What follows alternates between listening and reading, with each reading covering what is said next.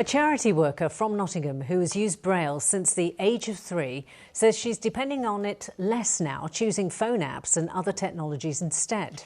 Well, today is World Braille Day, which marks the birth of inventor Louis Braille and his system of raised dots to help those with sight loss read and write.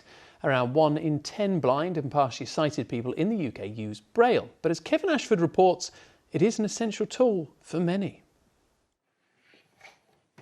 Julie Scarl from Nottingham began learning Braille when she was 3 years old.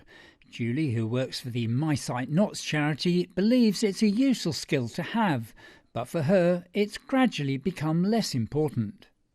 For the first years of my life, that was the main way that I communicated. I read Braille, I wrote Braille, but as I've got older and I've had to inhabit the sighted world in which, I have to live every day, I've found I use it less and less, to be honest, and increasingly, like many visually impaired people, use technology now to access the written word. This centre, run by the Royal National Institute of Blind People, transcribes text into Braille.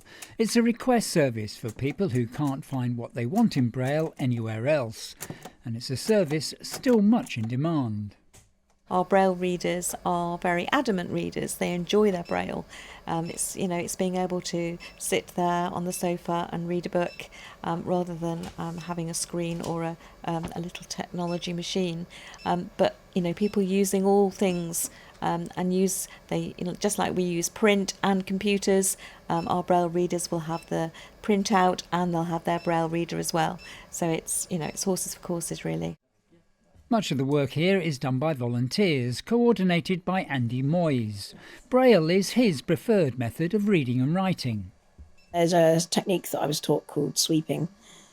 So you read the first half of the line with your left finger till you get to the middle, and then your right hand takes over and you read the right hand end of the line with your right hand while your left hand finds the next line, if that makes sense.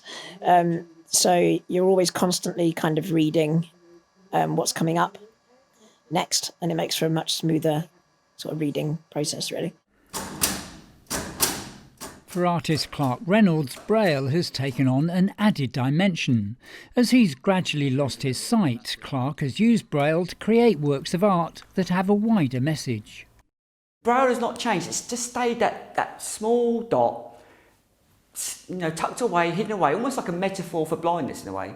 So what I do with my dot is I make it big, I make it proud, I give it colour, and we start having these conversations about sight loss, about the different spectrums, and I think it's a tool that breaks down barriers for the sight loss community.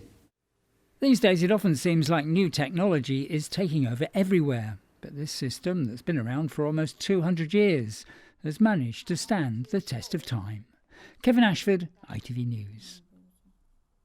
A really impressive skill.